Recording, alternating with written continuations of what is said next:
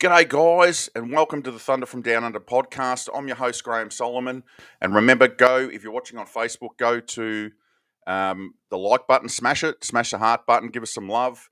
And if you're on YouTube, you can go to the YouTube channel, Graham Solomon Thunder from Down Under, belt that subscribe button off the wall, hit the bell icon so that you can be notified when we go live with guests like we've got right now, special guests.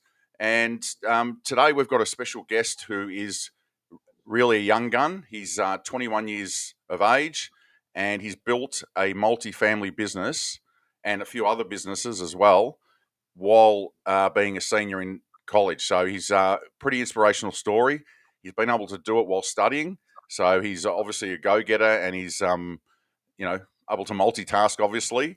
So I'm going to introduce. He's out of Houston, Texas, and he is virtual across the country and does this virtually across the country.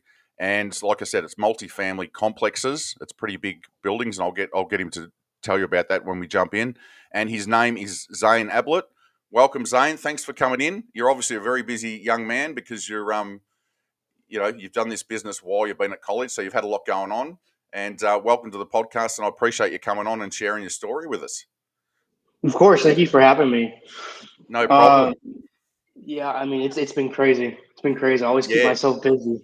Yeah, always. You must be pretty good at time management.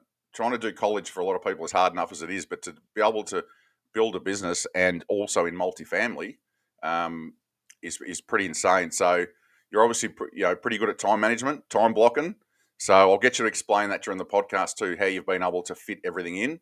But just start off, Zane. Just tell us about your backstory. Obviously, you're in college. How did you get into wholesaling and doing multifamily complexes at such a young age?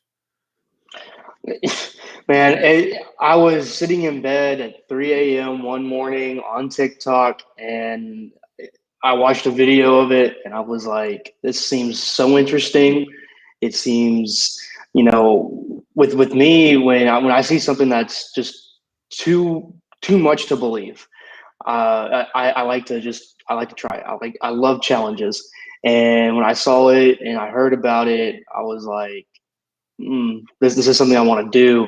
And so the next morning I started learning it, and it took me a little bit to fully understand the whole process of wholesaling in the business. I mean, I'm still learning how to do it still. I've been doing it for about 2 years, but I mean, it's a business that, you constantly start learning something. So that's probably one thing that I really love about it, because there's new things to always learn. Each day it's something new. And I mean, I learned how to do it from social media. I think that's the biggest part of nowadays technology, is that social media puts so much into giving us more information. Yeah, definitely. And you see a lot of, especially when you hear cases like yours where there's a lot, really young people, you guys learn that, at school, it's part of your DNA as you get older. So that's a real advantage. And like you said, in the business, you need to be all over social media for connection and networking and all that sort of stuff. So it sort of comes as a part of second nature for you guys. And I guess for the older people that are watching that weren't brought up on social media, whatever, it's harder to learn, but you need to learn it, don't you? You need to be connected, and you need to use all these tools to get yourself out there and get recognised. So obviously that's what you've done, and it probably comes a bit more natural to the younger generation. But then, like I said, you see stories of people like yourself, 19, 20, 21, and they just use the social media and run with it. So that's something that's good advice for people that are watching. Even if you're from an older generation like mine, you need to get on social media. You need to use the TikToks, the Facebooks, the all that sort of stuff to be able to move forward. So that's good advice from the start. And so you're at college, you start looking into this wholesaling thing. You think, like most people, like, wow, you can do this. This is amazing. And how did you educate yourself? Did you use YouTube and a lot of, like you said, social media? Did you do that, or did you start speaking to people? Did you reach out to people to find out more about how you can get up and running with it? I did watch some YouTube videos, but with me, one thing I've learned throughout my whole life is that, you can you can gather all the tools, but you got to still how to figure out how to use the tools. And so I kind of just threw myself into the business and just did trial and error. Yep. And I did that for until I got my first deal. And then when I got my first deal, I told myself there's no more excuses. There's no more excuses. I can't do this. I can't understand it, and I just kept going from there. Yeah. So you got your proof of concept, and you went, "Wow, I've done it," and then you just started building from there. So that's cool. And I'll just touch on it. I mean, obviously, this is real estate based. We're talking about real estate, but you've got some other businesses, and not just that business. Tell us about your car business and a few other things as well that you're into, because this blows me mind. Of you're doing college, and not only I'll do some wholesaling, but I'll start some other businesses, and get those up and running. So, do you want to just tell us about your other businesses as well? Yeah. So before I started doing wholesaling, I did some life insurance, and within that business, they teach you how to build a business within it. So I kind of did that for a little bit, transitioned to wholesaling, and then throughout, like I want to say, from December to now, I've been building up a exotic car rental shop here in Houston, Texas. So that's been, that's probably one of my biggest challenges right now is trying to figure all that out, gather all the vehicles, just trying to concept the whole business of rentals. But on top of that, I also do pressure washing as well.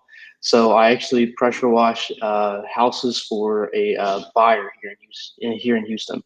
So I sell him houses, and then I Yeah, help him pressure wash them. So I mean, it's a lot of businesses.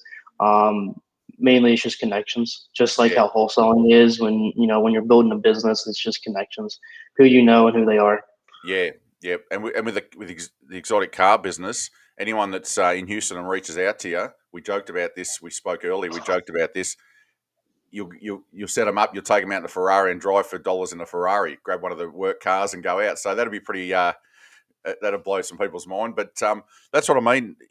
We'll talk about it now, Zane. Is your time management, because you're doing a lot of things. Are you really good at time management naturally, or is that something you've had to really learn and learn how to make the most of your time? That's been my biggest challenge for I want to say since I was like five.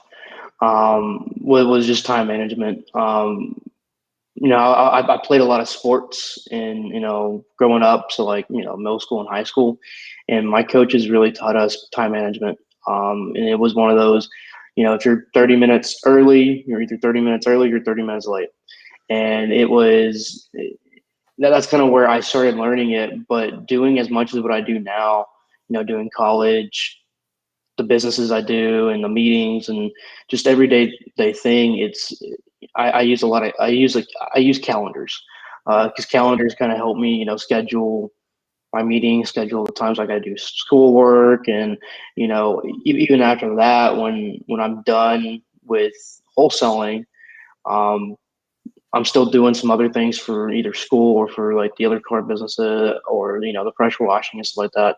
But what I really do is just because it's very easy to get off track working from home. Um, I always tell myself, hey, 8 o'clock in the morning to say 9 or 10 o'clock at night is when I do a lot of my stuff. Also, just because I am in Texas and I'm Central Time, so I mean, I try to also manage my time where uh, I still get enough time for Pacific time, Eastern time, and Mountain time. So I mean, it's kind of works all around. But I think that was my biggest challenge doing this business at a young age is trying to manage a lot of my time. Mm. But I mean, it does come naturally now. Yeah, I was going to say, you've obviously, like you said, from a young age, been very active. You've done a lot of stuff, and that's created a pattern that you every minute of the day you're probably doing something. And some kids are like that. They play 5 different sports. They're doing this. They're doing that. They do something after school, do a paper round, whatever. So you've obviously been one of those people, and it's helped you be able to manage your time as you've got to the stage you're at now. So that's good advice as well. Is we've all got the same amount of time. It's how you use it. So you've managed to be able to take that into college and your businesses. So that's pretty cool. And I'd say, Zane, you're trying to fit more in as you're learning and developing. You're trying to fit more and more in. So that's good. That's something we all need to get better at. And calendars and stuff like that. Obviously, you got to be able to track it and do that. So that'll lead us into the situation of we'll talk about your multifamily complexes and apartments and buildings and stuff. When it comes to once you got up and rolling, got your first deal, what sort of structures or systems or processes did you put in place? Did you early on form a pattern of? Did you look at it and say, "Well, I need to do this first, this second"? Did you obviously learn? You said you got into it and you just learnt as you went. What were the key things that you sort of picked up to be able to fast track yourself with systems and processes? Really what I've never used a VA. I've never used really much of any systems.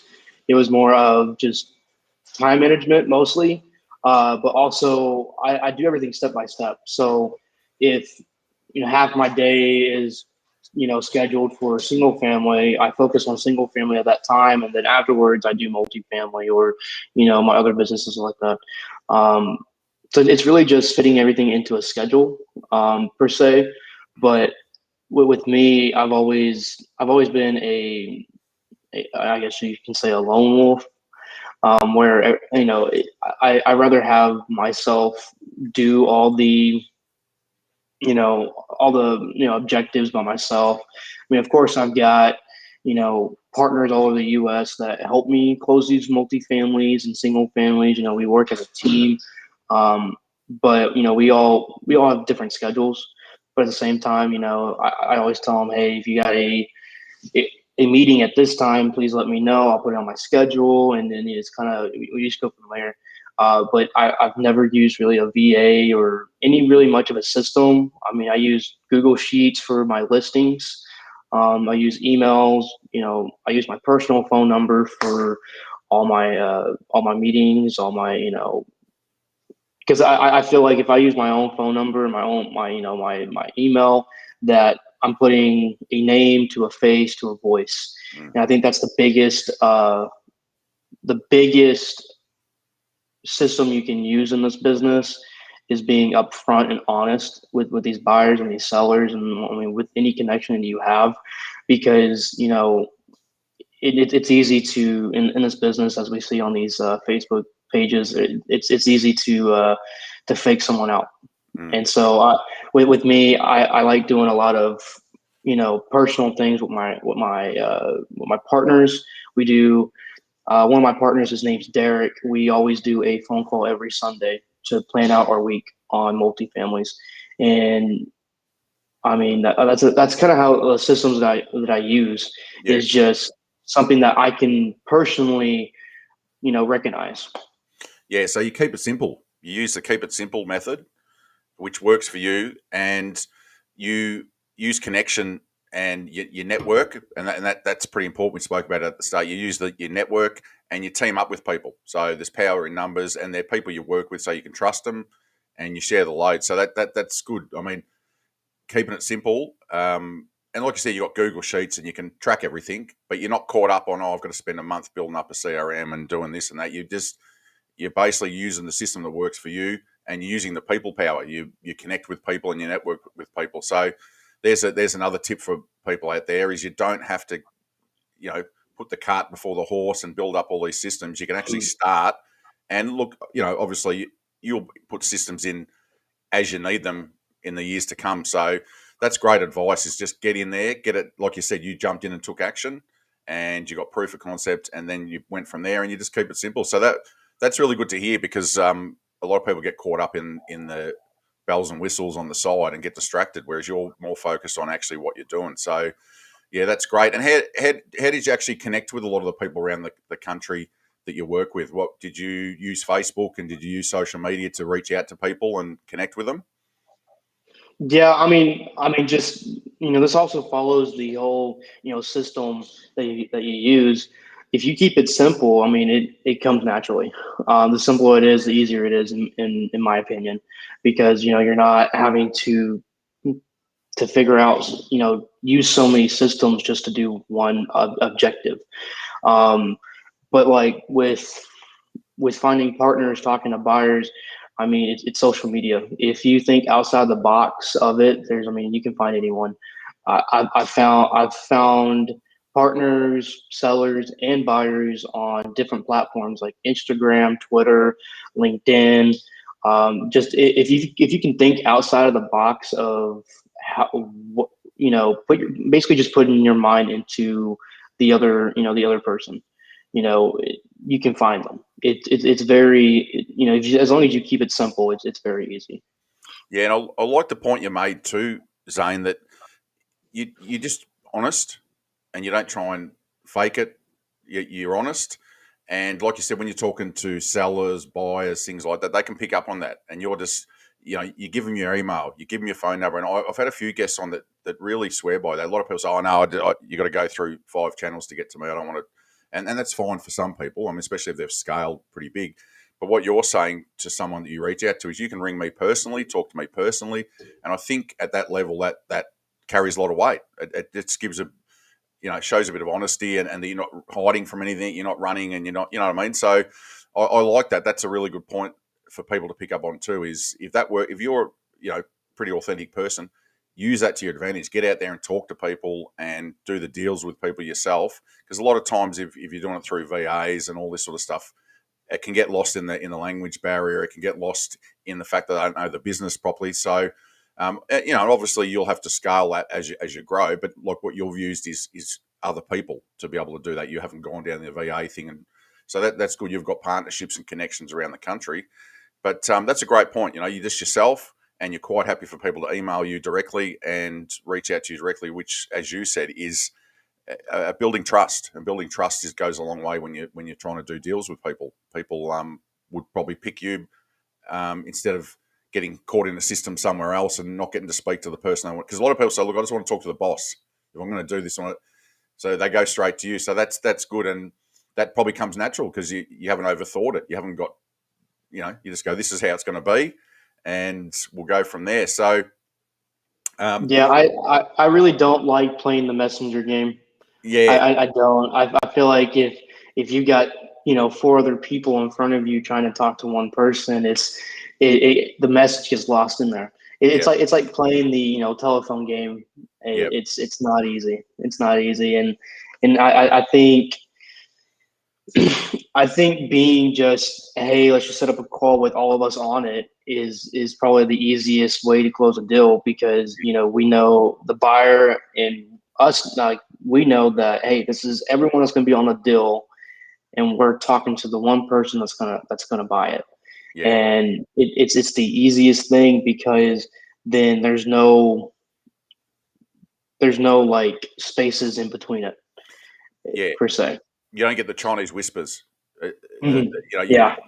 it changes by the time it gets to the person. It changes back, and that's one of the biggest problems with wholesalers that don't they won't no daisy chains, because by the time you try and find information out, it comes back and things get distorted, and people put a bit of mayo on it just to sugarcoat it.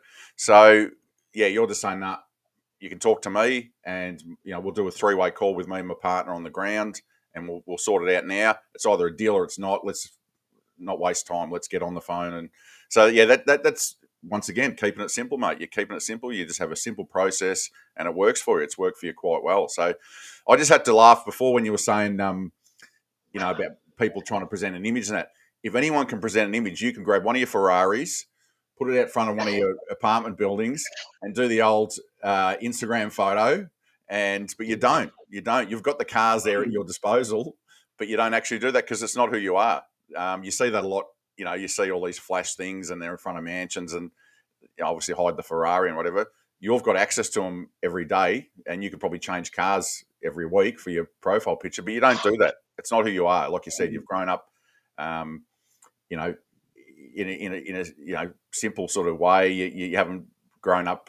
You're quite a grounded young guy, and that's what's actually been part of your success. And we'll just go into it, Zane. We'll go into if we were talking to someone that's looking to get into multifamily, what would be the main tips you'd give to them to firstly transition across, and to even just a little fast track so they miss all the obstacles that trip people up at the start? What would be your few key points that helped you get up and running once you did your first deal? Really keep an open mind. It's it says it's this multifamily is the same as single family, but there's just more paperwork, more conversations.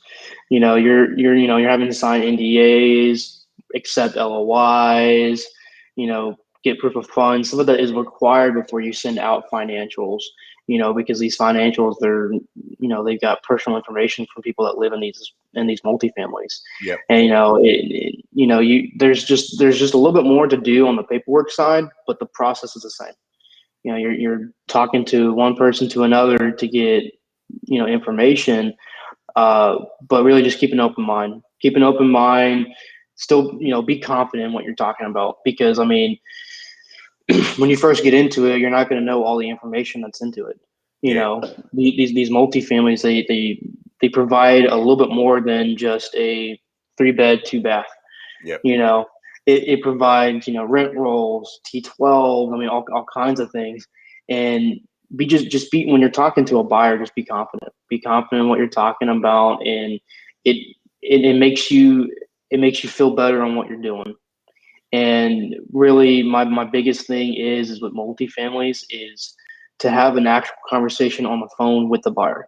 Yep. Text messages.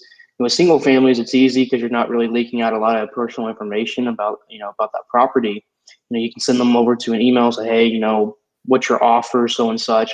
But with multifamily, with all the extra paperwork that you have, it's very important to have that conversation with the buyer and to make sure that that property fits their criteria.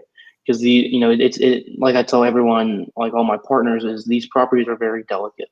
Yep. It's very delicate, and it's very easy to get off track with them. Do you find that, Because that's a pitfall of people that are getting into it? They get a little bit overawed by the size of the properties, and that freaks them out at the start. Do you reckon that's one of the things that keeps people sort of back from jumping into? And when I say multifamily, so I'm talking about apartment blocks and bigger projects that like you do. Do you think that that's a stumbling block for some people? They just get um, the fear comes up and they get um, caught up in, oh, it's too big and there's too much, and then they just sort of pull back. Is that something that you see in the multifamily space? I've seen both sides. I've seen people look at how much the fees is, and how big the apartment complexes are, or the multifamilies are, and they think this is just too much for me. Or I've seen people that they are they see how much the fee is, and then they let that fee blind them, where their main focus is just how much they're making, and then Yeah, they lose track of what the required documents they need, how the process works. And the main thing in wholesaling is you're going to get paid either way. And one thing I've always had a mindset of is that whatever I get paid is more than what I had yesterday. yeah, yep, It's this business. I mean, it's got a lot of potential, a lot of money to make, but the main point of this is to make sure that we're helping the seller and the buyer. yep, Because at the end of the day, once they're both happy, we're happy because we get paid. yeah. So you And focus more on that than the assignment fee. You're saying, and you've mentioned a few times with your processes and how you deal with people, you keep it simple. So that's another thing you do. You probably just focus on one deal at a time, don't you? Put your energy into that, get the deal done, and then move on to the next one. So, yeah, so that's a good tip as well. Is once you get in the multifamily space, especially when you're starting off, just focus on the project, focus on the seller and the buyer, and when it all comes together, that's when the payday comes, and that's when you start counting the chickens. You know what I mean? So you don't count the chickens before they're hatched. So no, that's great advice. I mean, everything you're saying is really good advice for the fact that you're keeping it as simple as possible. And the thing is, Zane, and you know this, is you can always scale later on. But at the moment, you're comfortable, you're growing, you're learning as you go. And one of the problems in any business in any generation is you grow too quick, um, for your systems and for your capital and all that sort of stuff. And you're saying, no, I'm happy with what I'm doing, and I'm just going to grow it as I want to, and I want to keep it as personal and with me as the focus. So that's good too. If I ring you up, Zane, I say, right, let's jump in money for O's. I want to go and do a multifamily. How would you introduce someone into it? What would you take them through the paperwork and all the stuff that they need to learn first? Say, look, you need to go away and learn this because it's different than single family. Would you advise them to do all the research first, get their head around how all that works differently, and then go from there? Like I said before, you can have all the tools in front of you, but you still got to figure out how to use them. Yeah. And with me is I also do mentorships on the side, and I help beginner wholesalers learn the process. And the process is very easy, but it's very the process is delicate. I always like to say that everything's delicate in this business because you got to do everything step by step. Because if you try to rush the process, you can mess up. Yeah. It's very easy to mess up something. Miscalculate your numbers on the ARV, or say something wrong, or miscommunicate about something.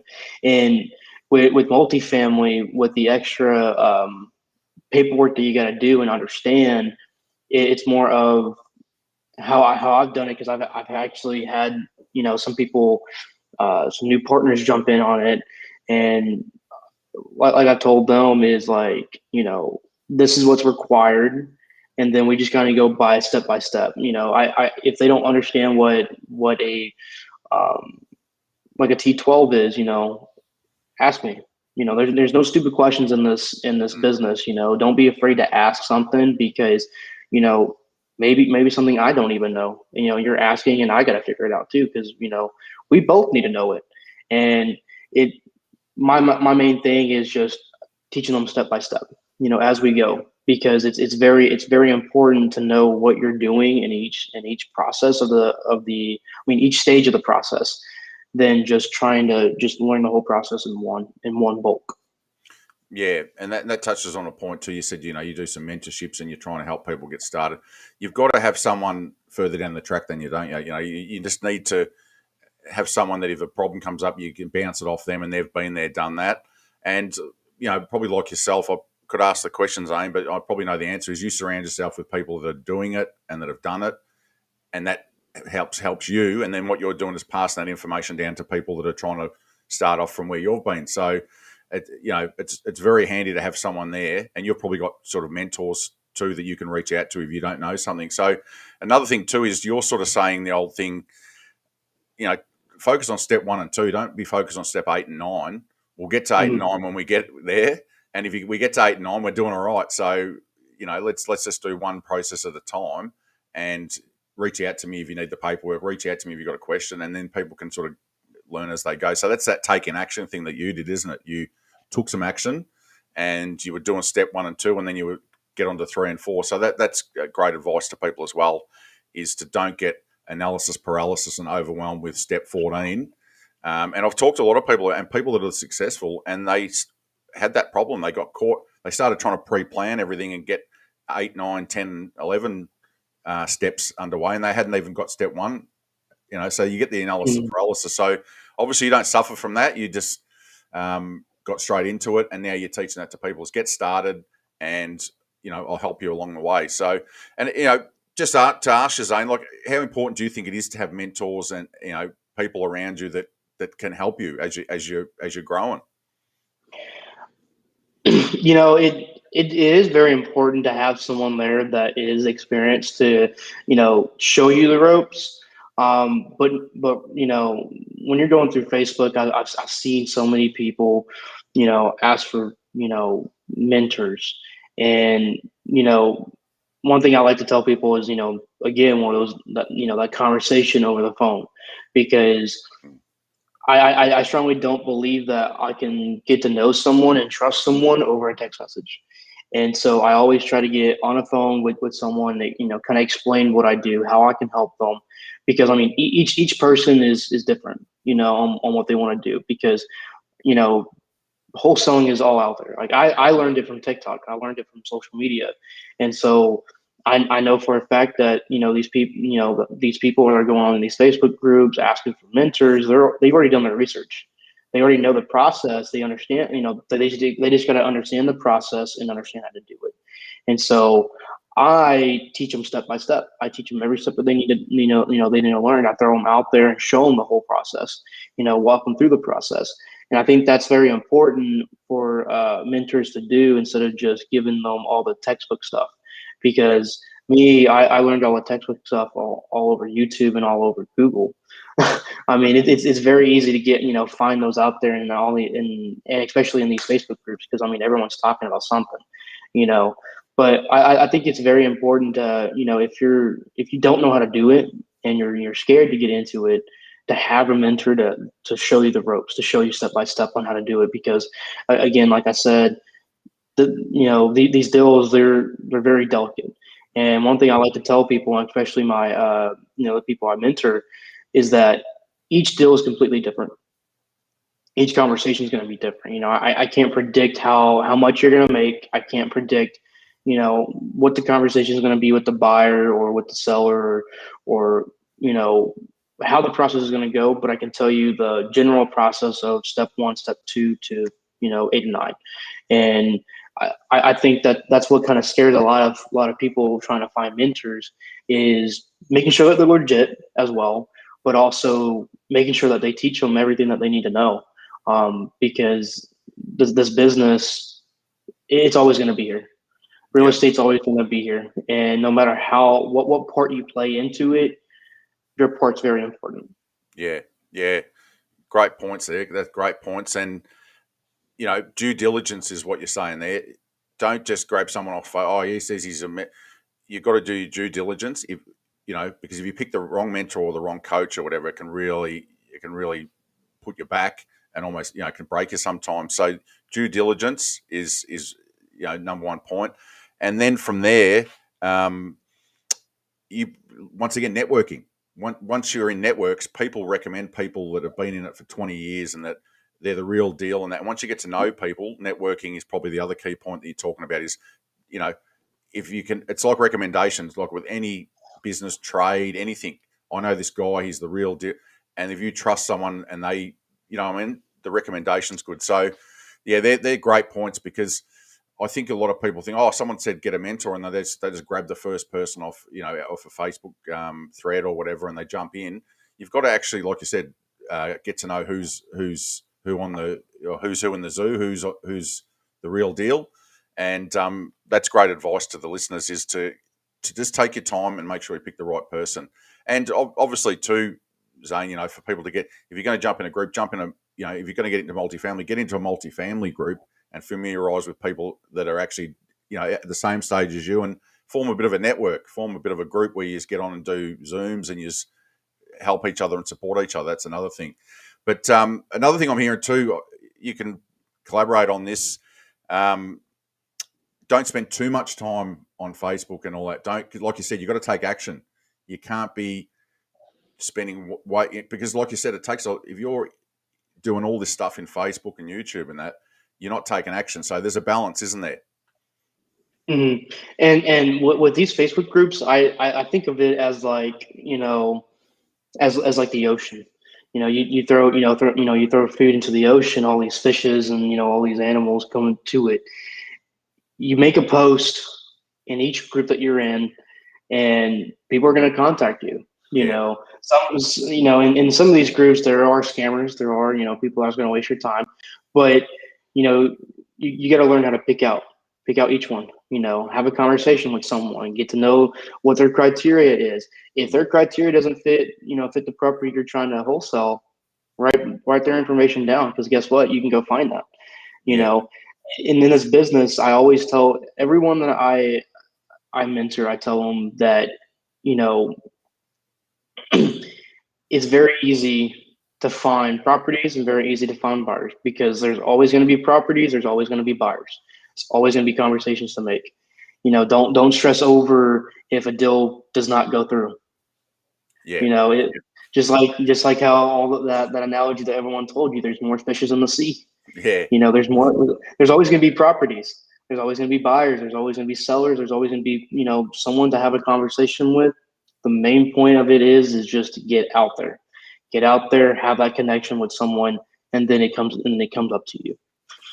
That's a great analogy. And we can also chuck in there, it's like doing your due diligence, picking someone, is there's also some sharks floating around. You said scammers, and you've got to look for the sharks, or the sharks are coming, and be able to see who, like you said, the fish that you want to catch and the sharks that are coming in as well. So, that's a great analogy about the ocean.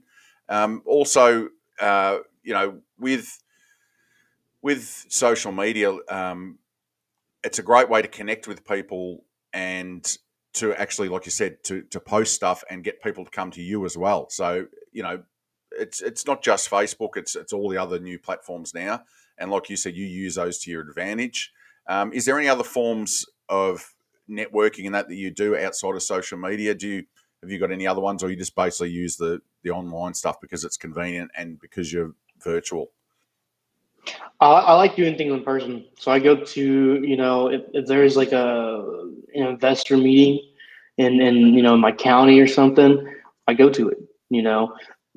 That's probably one of the biggest ways that you can have a conversation with someone, is because if you're in person. They can't, just read a message and then decide to reply later on. They got to reply right there, right then and there. And so I think that's probably one of the easiest ways to find a conversation, is to go to these conventions, go to these groups, go to talk to a real estate agent. I've talked to so many real estate agents and say, hey, you got cash buyers. They're going to have cash buyers, because these buyers are going to have a place to list their properties that they want to sell as well. And so I talk to them, get connections. I got friends that I went to high school with that are just now being real estate agents. And so, I talk to them, have a conversation with them, and tell them, hey, this is what I do. I want to provide you this service. Could you provide me this service? One thing I've learned throughout my life, as well as mainly in this business, is give a little, take a little. If you can give someone a service, more than likely they can give you one back. Yeah, yeah, that's good advice too. And another thing people overlook is agents. Agents are in areas submerged with buyers and people that they do it 24/7. So that's great advice. And so, like, I just want to finish off, Zane, with, like, say, an overview of, you can use your business, in multifamily. I mean, obviously it'll be different from person to person, but from the start, if someone, you contacted someone about a property, what's the sort of the stages you go through to get it to closing stage? Like, just sort of run us through a brief overview of how it looks, so that people that are listening can say, oh yeah, they can get their head around it and go, oh yeah, that makes sense. I follow a system of 6 bullet points or 8 bullet points. Can you sort of give us an overview of that?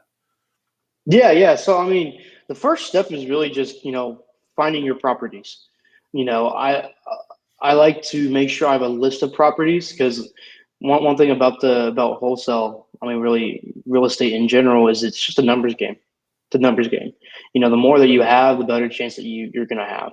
And that's with conversations, with your list and everything like that. So I like to gather a list of leads first, and then I like to comp each one, make sure that I know the numbers, make sure that they make sense. And then the ones that make sense, I contact. And then I ask them the main things that we want to know. I like to at first keep the conversation with the seller short, because the seller and myself, we have one objective, and that is to get the property under contract. The seller wants to, be comfortable with us, as well as have the property under contract, so they know that it's getting sold, or, in their mind, sometimes, it's sold. And so we both have the same objective. So I try to keep that conversation short as possible, but also get all the information I need. Get it under contract, which is like step 3, I believe. Step 3, contacting the seller, get in a contract, and then just going to, start marking it off to buyers, having those conversations. And again, it's really just the more people you have conversations with, as well as the more properties you have, the better chance you have of making a sale. So you keep a full pipeline. You're trying to keep a full pipeline all the time, so that you don't have any downtime. There's always something. If it's no, then you just keep moving it through the pipeline. Yeah. So with multifamily, is it the same time frame with closing, or is it generally longer time for closing? Like with a single family, it could be 14, 30 days. Is it with a bigger building? Is it generally a longer process, or it can be the same? What's the go with that? So, and this is where it comes into where each deal is completely different. Each deal, each conversation is different. But with single families, I've had things close within 5 days. Mm, Really, generally, it depends on the buyer.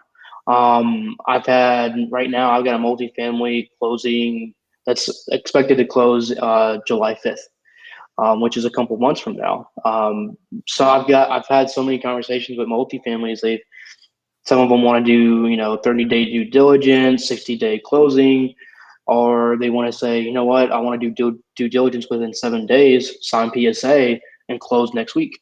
It really just depends on the buyer and their availability on cash. yep. Because with multifamily, it's we're not dealing with $300,000 properties. We're looking at millions of dollars right there.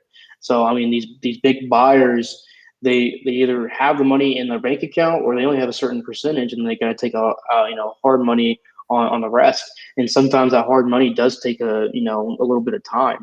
And so it really just depends on the property. Yeah. But I've seen things close with multifamily. It's possible. Anything's possible in this business. It's just mainly of having your ducks in a row. Yeah, yeah, being organised and knowing how it all works. Yeah, yeah. When I spoke to you the other day, Zane, you mentioned something. When you first got into you had a heap of properties sent to you, and you looked at them, and you said that there just didn't be something right. Have you got the ability to look into things and dive into things and try and look for anomalies or anything like that? Is that something that you're good at to be able to? And can you explain? Probably remember the conversation we had.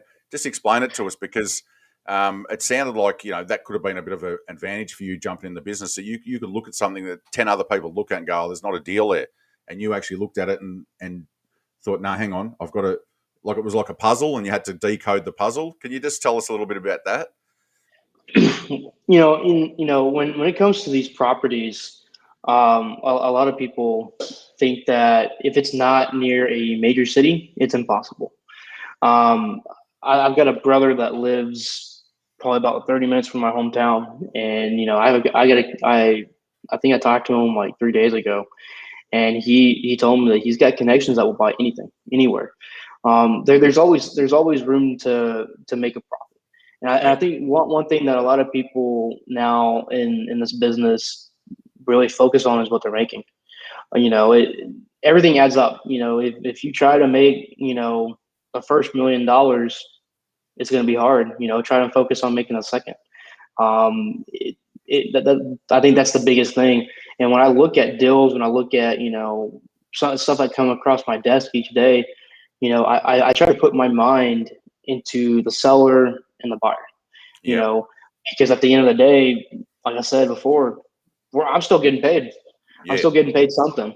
As long as everything makes sense, you're going to do it. Because I've had buyers, because their profit was so high, and they were like, they've asked me personally, hey, how much you're making off of this? And if I told them, hey, it was like 5,000, they're going to be like, hey, we're going to pay you another 10. mm, We're going to overpay just to make sure that you're getting good, a yeah, good pay, because you gave us a good property. It's making us money. yeah, And if you worry about the main objective, and that is to gather the deal, close the deal, it's going to work out for you in the end. yeah, And I've learned doing this over time. I can look at a deal and say that deal's got potential or that deal's got no potential, yeah, yeah. regardless where it's at. Yeah, and you've said it a couple of times, and you just sort of in explaining that, think outside the box. Think outside. Look, you can make something happen that other people can't make happen because you're thinking outside the box. Don't have one-dimensional thinking. Have 10-dimensional thinking. Try and just think from every angle. And then if you've exhausted it, it's not a deal. It's not a deal. But yeah, that's a good point. And just finishing up, Zane, the other good point in that, and I've spoken to a person that works with students, and they said the student goes, "Oh, well, they're making $30,000 assignment fee on this single family in the group. I saw a check. I want to make that, and they say the deal hasn't got that much money in it.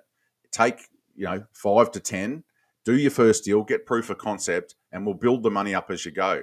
Because they sort of hear, and if a lot of the gurus are saying, oh well, you don't settle for less for a deal, and his point with the students was, if you are actually doing deals and by the fifth deal, you know all the processes automatically in your head because you've gone through the processes. It's not just something out of a textbook, like you said. All of a sudden, you can up, when you're a bit more experienced and confident, you can up the assignment fees and get it to where you need it to be for your standards. So you're saying the same thing. You're saying the same thing. You're not always going to, get the magic payday in that, but if you get enough paydays, it's going to add up. And one of the analogies he uses is, if you take a little slice out of every pie, put it on your plate, you've got a full pie by the end of the day. You know what I mean? So you're getting a full pie anyway. So I like the fact that you've got that attitude, is you don't have to make a killing out of every deal. You just have to do as many deals as you can, and the money will add up. So you've been successful at a really young age. So that's probably worked. People should look at that and go, all right, yeah, look, I'll rethink that. I'd rather be doing deals than doing nothing. I think the last guest I had on, Zach Fisher, was saying, I'd rather, I think it was a half of a watermelon than a full grape.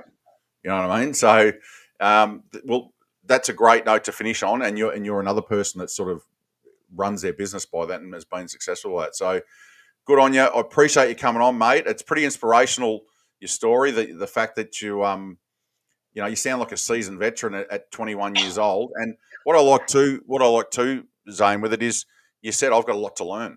I've got so much to learn. You're not resting on your laurels, and that's probably comes from your, like you said, your coaches and that you had at college when in sport, good mentors that have said to you, you're never too old to learn, and you could sort of sit back, lean on a Ferrari, and go, look, I've made it, but you don't. You go out there and you know that there's more for you to learn. So congratulations on achieving something pretty phenomenal at a young age, and I just know, like talking to you, you're gonna grow and achieve more. So it'd be good to talk to you down the track and see how you go and how it all develops for you. And obviously, like you said before, there's 52 states in America. There's 350 million people. There's plenty of opportunities out there in there, and you've got that abundance mindset that you're going to keep looking for opportunities out there. So congratulations. Thanks for coming on. I really appreciate you sharing your journey so far with us. And I wish you the best.